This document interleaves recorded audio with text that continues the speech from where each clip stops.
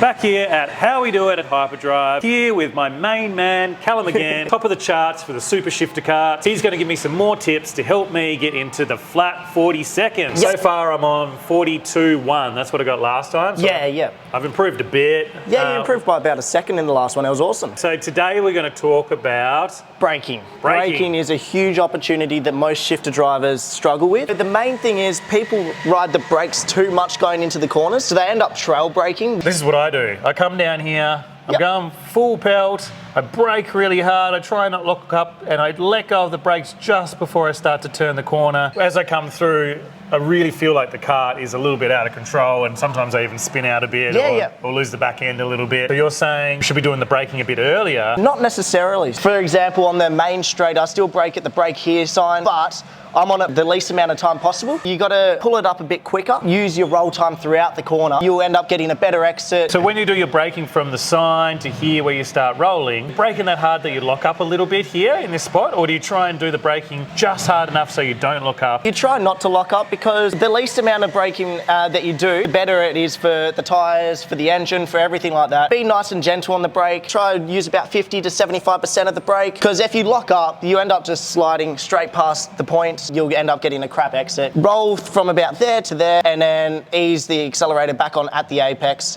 and then take the line as usual. Why don't we go and have a practice now? Yeah, for sure. Whoa!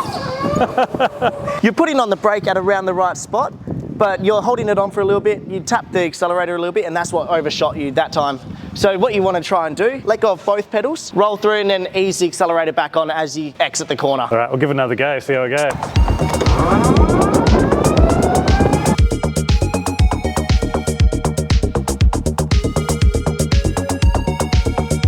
A little too late on the throttle. In terms of this area, a lot better. I'm feeling a lot better.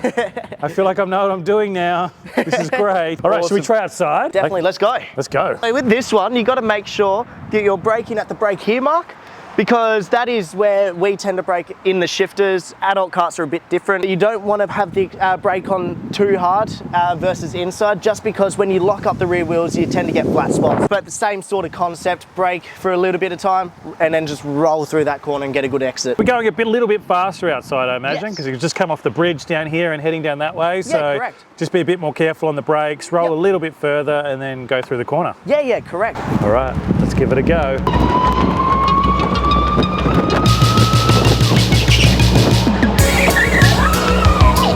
That was a really good first go. So in terms of braking and rolling, a little too hard on the throttle, be a bit more gentle on that throttle, you'll get a lot better exit. We need to do things a bit more gently.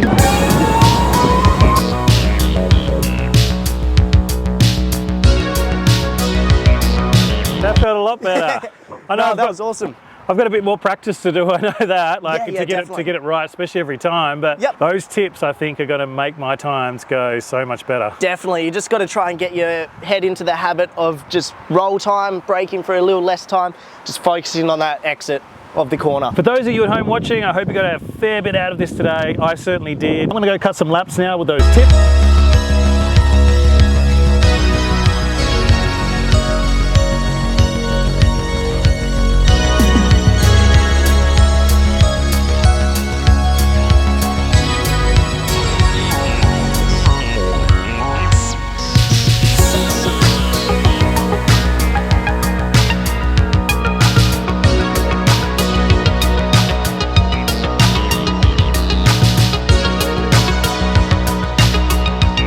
Looks like that you beat your time that one. It was awesome. The braking was a lot better. A lot better. A lot more to practice. I can feel it. I can tell when I do it right and I don't do it right. I completely miss the apex altogether.